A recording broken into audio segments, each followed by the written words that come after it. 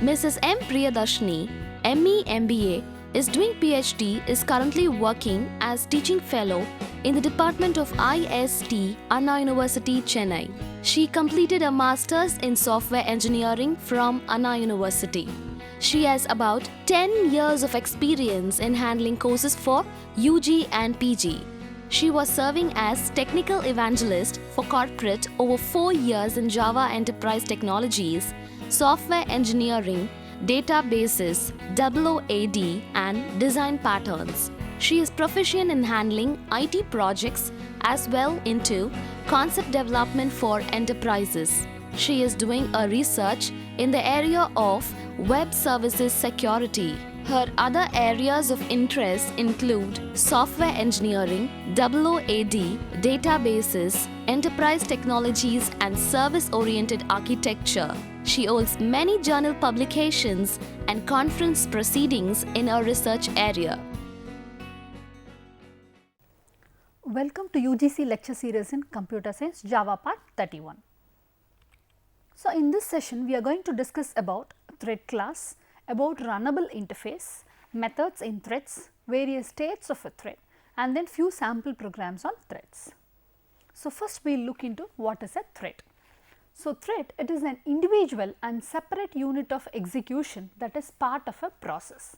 Multiple threads can work together to accomplish a common goal. So, whenever we write any program, so we will have a main method. So, this main method is a thread. So, it is a process. So, now inside your main method you may have n number of sub process that is running. So, all of them are said to be threads. So, threads is nothing but a separate unit of work which is going to achieve a goal. So, for example, we can see video game. So, here we have various threads running at the same point of time. So, one thread for graphics, one thread for user interaction, and one thread for networking. So, you can consider that you have an online video game. So, in your online video game, so the player will be using the video in order to have an interface with that. He is trying to play the game, and the graphical part is generated using a thread, and then the user interaction is going to be done by one thread, and then all the other players concurrently trying to access. So, all of them will have various threads in the network. So, each and every thread, all these threads could work together and bring in a particular application to be run. So, you can see here in this video game process, we have one thread which is created for video, and one thread which is created for interaction, and one thread which is created for networking. So, each and every thread will have some processing logic. So, all of them will not be common, and each one will have a logic based on which that particular application will achieve a common goal. So, all these threads will strive together to obtain a common goal. So, why do we go in for thread? So, what is the advantage of having a thread? One is it is easier to program. So, because I am trying to subdivide my entire process into various threads, and each thread has a separate processing logic. So, it is easy for me to code each and every logic separately. Next is it can provide better performance. Thread only runs when needed, no polling to decide what to do. It means that we have a good performance when we use thread. When I want to run the thread, I can run it, and whenever I want to suspend it for a particular point of time or suspend it till some other thread executes. So, in that case what I can do is I can have a control over my thread. So, that is one of the aspect which gives performance while we use thread, and the other one is no polling is decided what to do. So, it means that whenever the processor is running, one particular thread will acquire the processor and then it will try to execute. So, all the threads, so thread will be in form of queue. So, each and every thread will be given an option to use it. It is like scheduling what we have in our OS. So, multiple threads can share the resources, utilize multiple processors if available. So, whenever I use thread, right, multiple threads can share the same set of resources. I can have n number of processes which is accessing the same particular resource. So, for example, I have an object, all of them are going to use the method in the object. So, in that case all the threads could simultaneously concurrently access that particular thread. So, multiple threads could use. So, you would have noticed whenever you go in for your operating system, at the same point of time you can run many applications in the same system. So, in that case I am trying to have multiple threads that will be running in parallel in my particular system. So, you can see there are many processes that are running in our system. When you go in for your taskbar, you can see all the process that is concurrently running. So, each process could be taken as a thread. So, you can utilize multiple processes if available. So, if I have n number of processes, I can make one thread run in one process and another thread run in another process, or else set of threads could run in one process. Whenever the processor is not free, then I can very well go in for other processor. So, in multiple processing environment also your multi-threading your thread is very useful.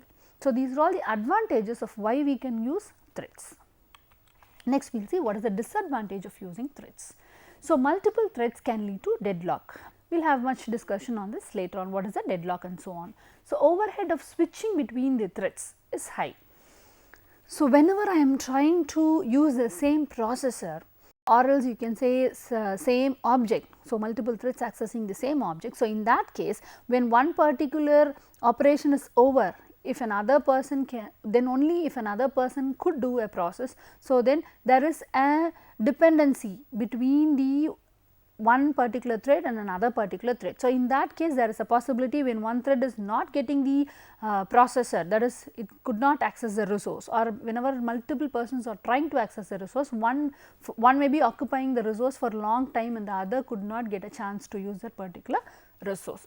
So, that is one of the disadvantage what we have in threading, and other one is whenever I switch between the threads, I have to store all the resources, my current position of the thread and so on. So, in that case it occupies time as well as space in order to do. This is disadvantage of using your threading.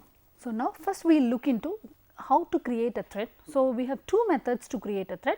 One is extending your thread class and other one is implementing the runnable interface. So, you can see here in the first method I am extending the thread class. So, you must implement the run method.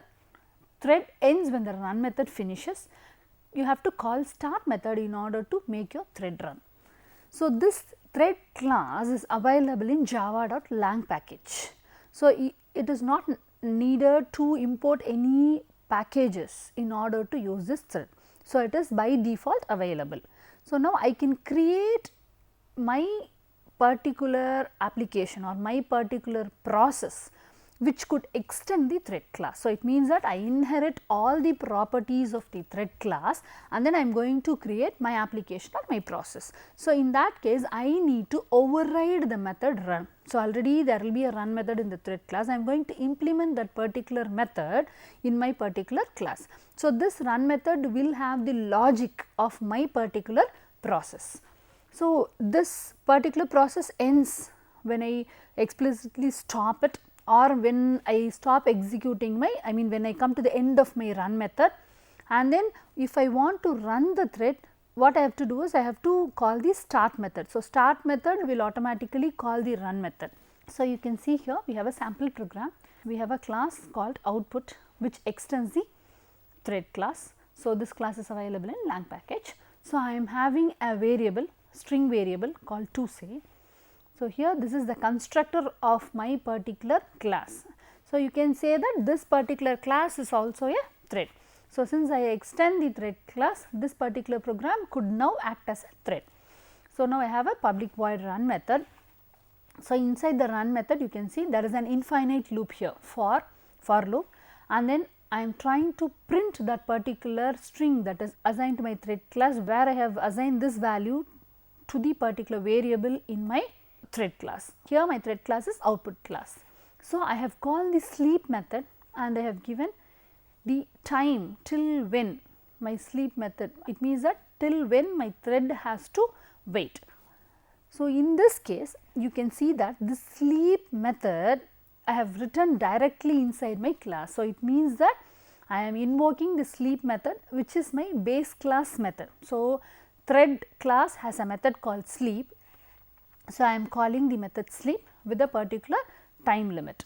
then I am catching the interrupted exception. So, this exception is raised when your particular run method is being interrupted by any particular process. So, there may be some IO, there may be some memory process which could interrupt my particular run method. So, in that case it will raise an interrupted exception. So, now this is a program which is going to use the threads that I have created. So, you can see you have a main method. So, inside your main method I am creating through 2 threads.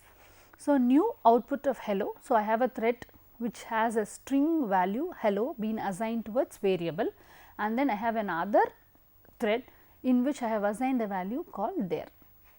So, now I start this particular thread. So, I start the first thread and then I start the second thread.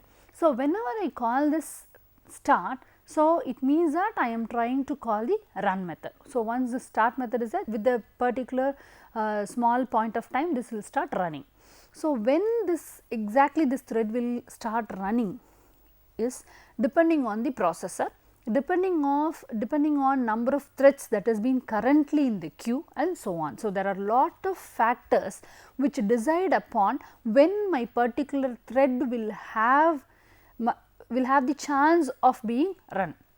So, I can invoke the start, even I can invoke my run method. So, my entire thread will not be running unless otherwise I have a time that is allotted to me by the processor. So, if I do not have enough time, so automatically if there is some interruption from any other IO or something, so automatically each and every thread will be given an option to run. So, you can see here main thread is just another thread that happens to start first. So, before my thread starts, my main thread would have been start. So, all the threads that is created inside my main method are child threads of this main thread. So, main thread can end before the others too. So, since it is the main thread, I can make my main thread to end before the other thread ends. So, any thread can spawn more threads. So, it means that I can have one thread and inside that particular thread I can create more number of threads and do multi-threading. Here you can notice that we have compiled the program and then we have run this program. So, here you can see that both the threads does not have a fair chance. So, first your first thread runs and then your second thread. So, in the meanwhile your second thread is given another chance to get executed. Whenever you run the same program again in the same processor or in a different system. So, for example, I am running this program in the same processor. So, again I am running the same program, I will not get the same sequence of my threads get executed. So, it means that based on the processor, based on the current number of process what you have and based on the number of interrupts or number of operations, other operation other than your thread your system does, all these will decide upon which thread will be given the chance to run. You can notice that this is the other method using which you can create the thread. So, by implementing the runnable interface. So, this is virtually identical to extending the thread class. So, you are going to have a class which extends the runnable interface. So, in runnable interface we have run method. So, which has to be implemented by the class which implements the runnable. You know that whenever I try to implement the interface, all the methods that is available in the interface need to be implemented by the class which implements the particular interface. So, here in your runnable interface we have only one method, that is your run method. So, you must still define the run method. Setting up the threads is slightly different. So, the process how you create your thread is different here. So, you can notice that here till this nothing gets changed, only we have changed that instead of extending thread I have implemented the runnable. So, the same process I am constructing this particular class, whereas now this particular class is not the thread itself. So, it has implemented the runnable, that is it. So, now in your run method we do not have any implementation change till here. So, we have the infinite loop, we have system.out.println, here we have thread.sleep method. You can see that I told you this has not extended the thread. So, I cannot directly use the sleep method because the sleep method is available in the thread class. So, what I have done is I have called the sleep method directly for the thread. So, this will make the current thread in which or else the current run method in which the thread is, and it will make that to sleep for a particular point of time. So, whenever you have a class name and then whenever you have a method, you know that this particular method is a class method, that is it is common for the class and not for the instance. So, it is making a thread to sleep, and then the same way I am catching the interrupted exception.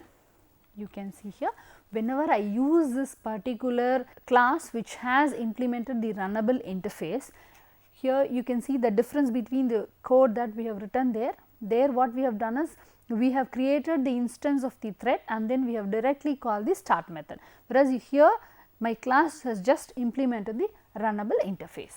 Here my output, I am creating the instance of my class, here this is not a thread itself. So, now I am trying to create a thread which is going to take this particular object as a parameter. This thread 1 is literally associated with this particular object. So, this particular object has implemented the run method. So, what happens? So, this thread 1 will literally use this particular run method. Similarly, here you can see that there is another thread which is using the out object. So, out to object, whereas this particular object which has implemented the runnable will have this run. So, both of them are having the run method, and then this run method will be literally run from the particular thread instance that we have created. So, now I can just make the particular thread to start. So, whenever I make this particular thread to start, so it means that I am trying to start the object that is passed as parameter while creating this particular thread. So, here your main is bit more complex than your previous case, and everything are identical for the most part. Only the difference is creating an object with a runnable interface, and then I am passing that object as the argument for your thread creation. So, now we will have a short break.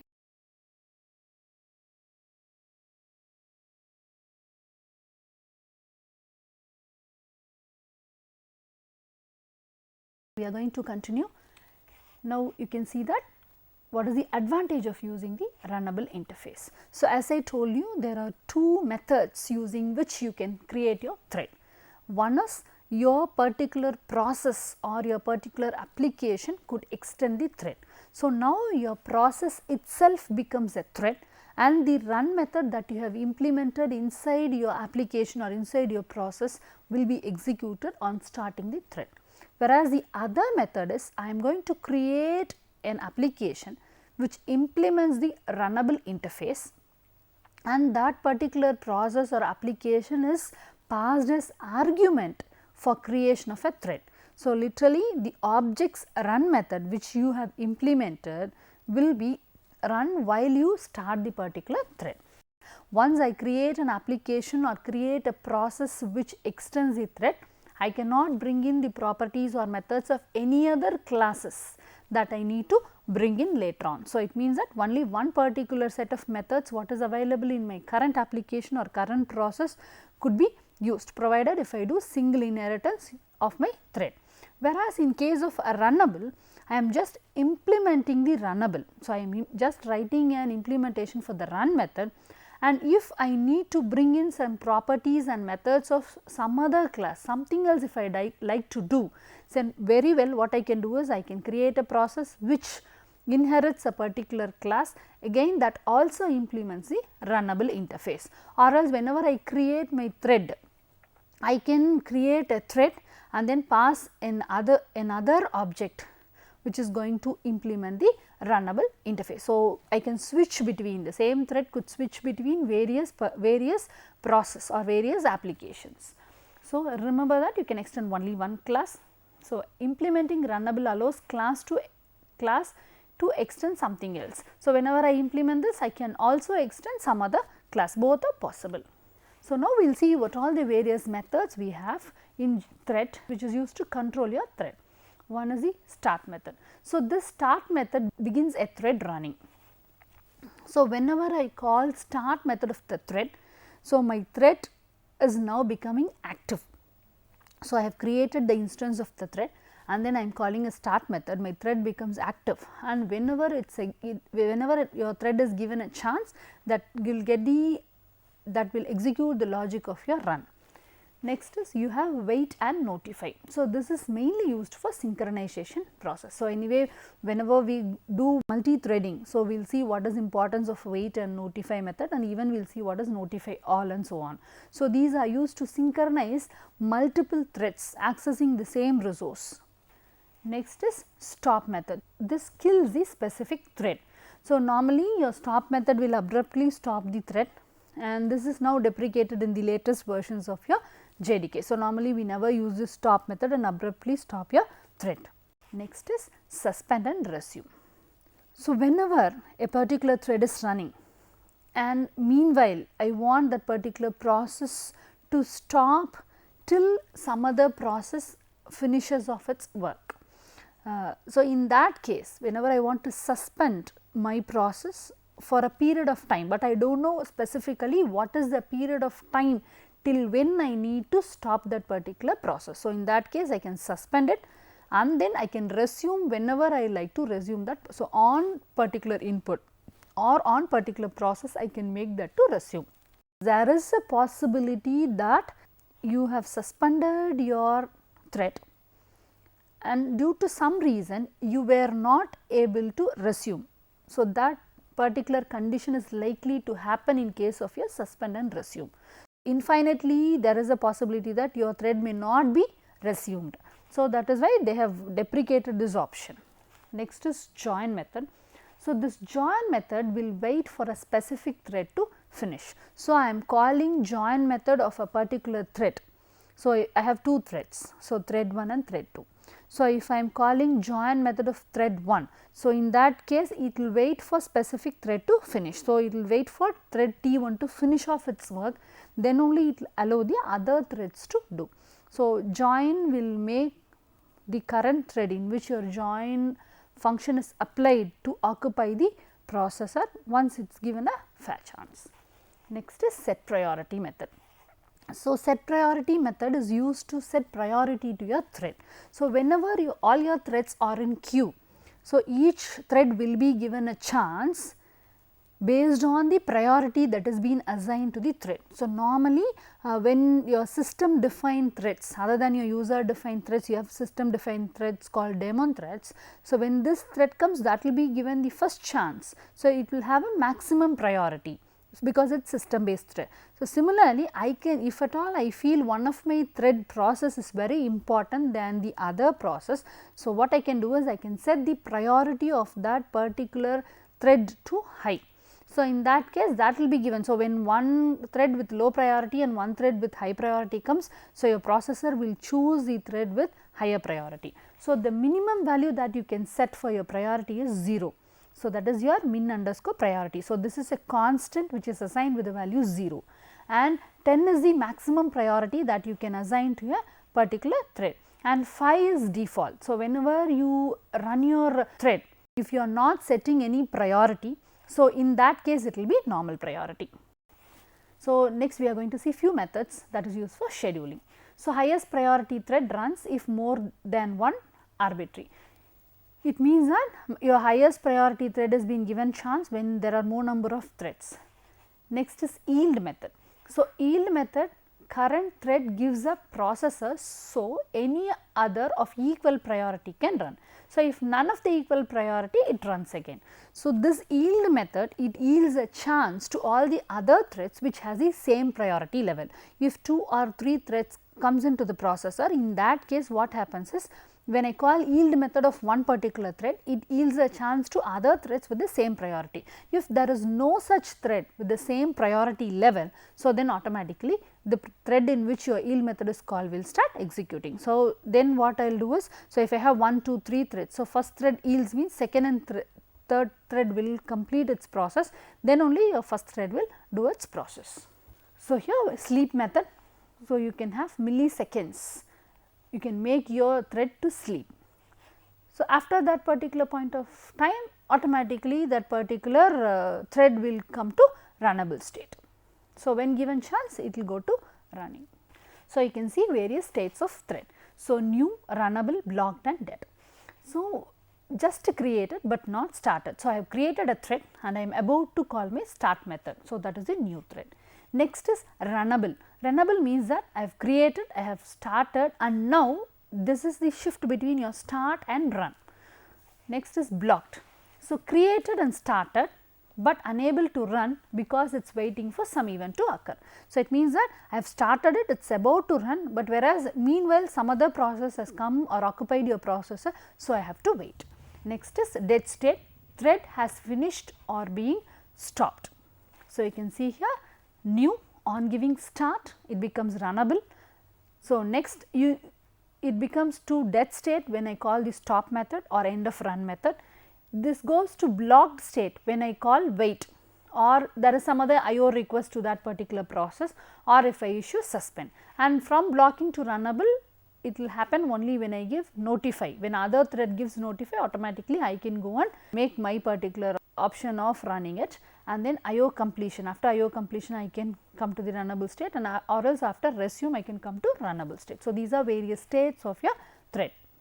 So, here you can see a sample program which creates a thread and which utilizes few methods in your thread. So, class job implements runnable. So, I have implemented the runnable interface. So, it means that I have to implement my run method. So, private static thread. So, here I have array of threads. So, it means that I have n number of jobs. So, here n is assigned to be 4. So, I have 4 jobs. So, these jobs are threads. So, here I have a variable called thread ID, which is an integer, and then I am having a constructor which assigns that integer to my thread ID. So, in my run method, just I have given system.out.println my thread ID, whatever I have set I am trying to print. So, in my main you can see that I am having an for loop which starts from 0 to jobs.length. So, it means that 4 jobs we have. Job of I is equal to new thread, that is new job of I. So, it means that now 4 thread instances will be created by passing this object which has implemented the runnable interface. So, this run method. So, 4 threads with this run method is being created and then started.